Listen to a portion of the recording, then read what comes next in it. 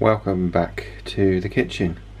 We've had a really good year this year with our gooseberries. So what I'm going to do this afternoon is make some spiced gooseberry and red onion chutney. Now these gooseberries have been in the freezer for a while, and I've just taken them out this afternoon, washed them off, topped and tailed them, which took an absolute age. And now they're ready to go. But what I'm going to do is just go through the ingredients for the chutney first. I've got about 1 3/4 of the amount of ingredients, but all I'll do is give you the basic ingredients, and I'll link to the recipe in the video description. But basically what you need is around about 700 grams of gooseberries, obviously washed and topped and tailed, some freshly chopped root ginger, about a tablespoon, 2 teaspoons of mustard seed, 250 grams of prunes or chopped dates, a large red onion, and then 350 ml of cider vinegar, 350 grams of light muscovado sugar, and half a teaspoon of salt. As I said, I'm bulking up the ingredients to match what I've got in terms of the quantity of gooseberries, and obviously you can go up or down either way depending on how many gooseberries you've got. This recipe, I think, says, does it say how many jars it makes? It doesn't actually say how many jars it makes, which is a bit unhelpful, so we'll see where we get to at the end. Basically all this goes into pan on the stove and gets cooked together, so I'll bring you back in a minute when we've got everything on the stove and up and running. So we're underway just getting this mixed together.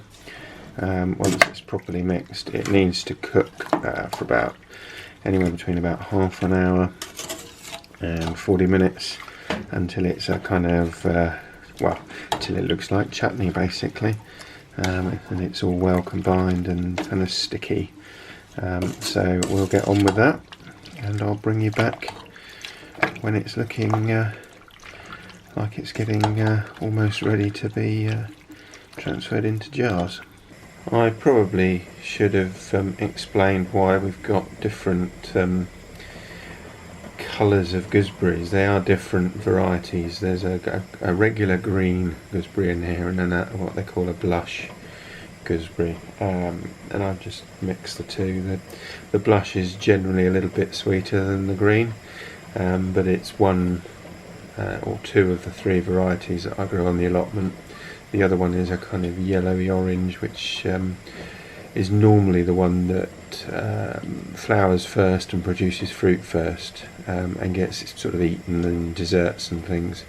These take a little bit longer to ripen, and so they're normally arrive all together, which is why we end up in years such as this year where we've got a great big glut of gooseberries. This is about, I think, half of what I've got in the freezer.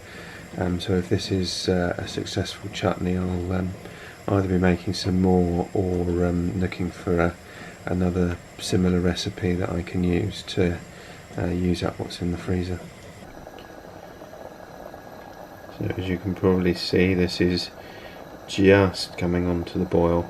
So I'm going to bring it right up onto the boil and then simmer it for between, as I say, 30 to 40 minutes, or as the recipe says, until the chutney is thick and pulpy. So this is coming up on half an hour simmering. As you can see, this looks a lot different, much darker now, much more combined. Still quite a bit of liquid, so I'm going to keep on going for a little bit longer, and bring you back when we're more or less ready to bottle up, I guess. So I've got 8 jars, which I think is probably, I'm hoping is too many. I'm just gonna go ahead.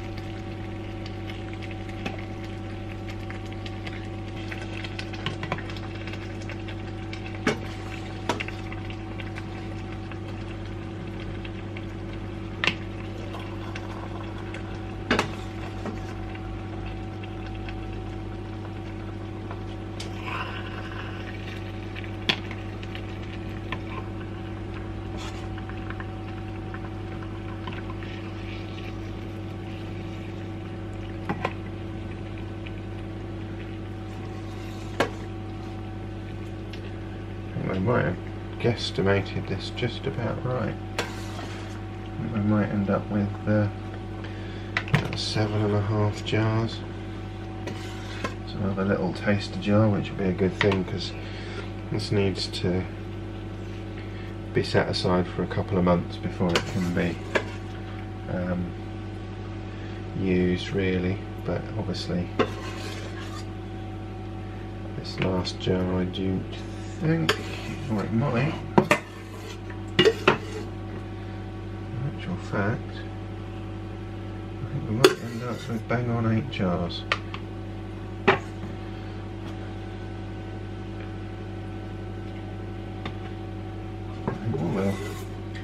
Well, there you go. That doesn't happen very often. Right, so I just need to get the lids on these now.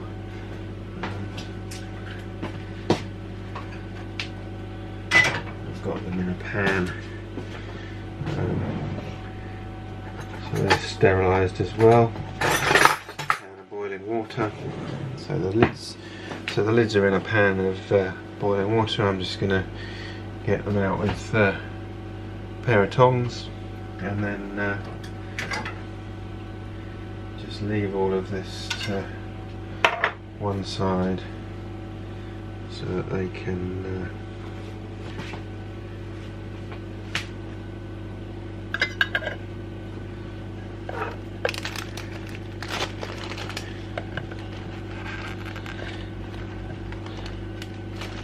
cool down.